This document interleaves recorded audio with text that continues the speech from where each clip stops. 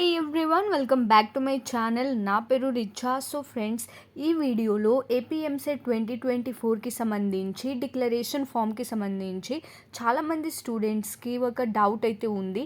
So మీకు ఉన్న doubt నేను ఈ వీడియోలో క్లియర్ అయితే చేస్తాను. సో ఎందుకే మీరు వీడియోని లాస్ట్ వరకు అయితే చూడాలి, అప్పుడే మీకు అంతా అర్థమవుతుంది. సో వీడియో స్టార్ట్ చేసే ముందు ఇప్పుడు వరకు ఎవరైతే నా ఛానల్ని సబ్స్క్రైబ్ చేసుకోలేదో వాళ్ళు ఇప్పుడే సబ్స్క్రైబ్ చేసుకోండి, బెల్ ఐకన్ని ప్రెస్ చేయండి అండ్ వీడియోని ఖచ్చితంగా లైక్ కూడా చేయండి.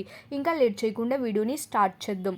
సో ఫ్రెండ్స్, మీరు చూడొచ్చు, నేను ఏపీఎఫ్సెట్ 2024కి సంబంధించి ఆఫీషియల్ వెబ్సైట్లో అయితే ఉన్నాను. అండ్ కొంచెం కిందకి స్క్రోల్ చేస్తే మీరు ఇక్కడ చూడొచ్చు, మీకు ఒక ఆప్షన్ అయితే కనిపిస్తూ ఉంటుంది. డిక్లరేషన్ ఫామ్ చెప్పేసి మీకు ఒక ఆప్షన్ అయితే కనిపిస్తూ ఉంటుంది. అండ్ మీరు ఇక్కడ చూడొచ్చు వాళ్ళు ఏం మెన్షన్ చేశారు. Only for students who passed qualifying examination. So ఎవరైతే 12th స్టాండర్డ్ ఇంటర్మీడియట్ పాస్ అయ్యారు వాళ్ళకి మాత్రమే. సో డిక్లరేషన్ ఫామ్ మీద క్లిక్ చేస్తే మీరు ఇది చూడొచ్చు వాళ్ళు ఏం రాశారు.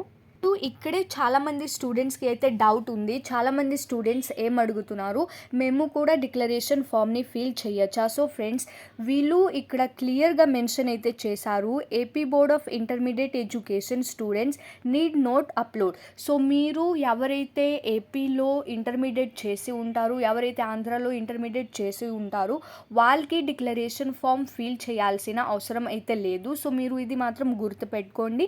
ఏపీ స్టూడెంట్స్కి డిక్లరేషన్ ఫామ్ ఫిల్ చేయాల్సిన అవసరం అయితే లేదు.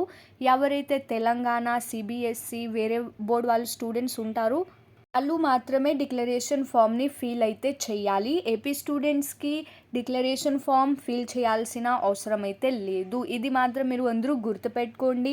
సో మీరు ఏం చేయాలి, ఎవరైతే వేరే బోర్డు వాళ్ళు స్టూడెంట్స్ ఉంటారో మీ రిజిస్ట్రేషన్ నెంబర్, అలాగే EAPCET hall ticket number and mobile number enter చేసి మీ అన్ని డీటెయిల్స్ని ఫిల్ చేసి డిక్లరేషన్ ఫామ్ అయితే ఫిల్ చేయాలి.